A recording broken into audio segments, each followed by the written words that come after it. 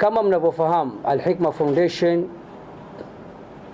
ni waandaaji wa mashindano makubwa zaidi ya Qur'ani tukufu ya mabara yote ulimwenguni, ambapo mwaka huu 2026 tunataraji yatakuwa ni mashindano ya 26 insha Ar-Rahman alladhi allama al-Qur'an.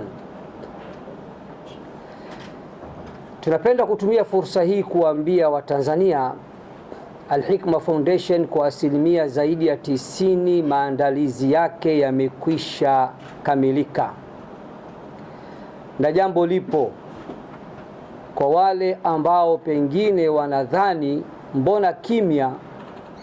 Naomba kutumia fursa hii kuambia ya kuwa Al-Hikma Foundation siku zote inakwenda sambamba na mipango yake.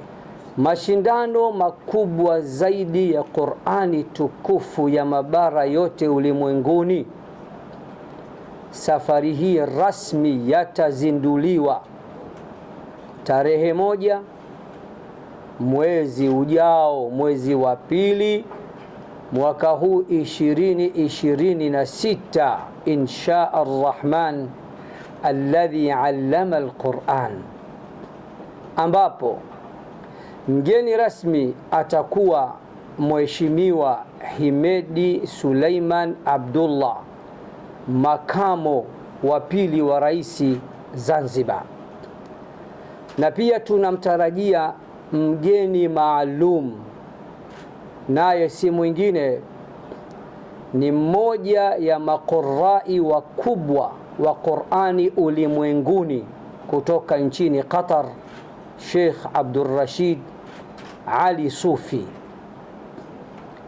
Kwa hivyo mara baada ya kuzindua mashindano tutafahamu rasmi sasa mashindano yatakuwa tarehe ngapi, mwezi gani, na mgeni rasmi anatarajiwa kuwa nani.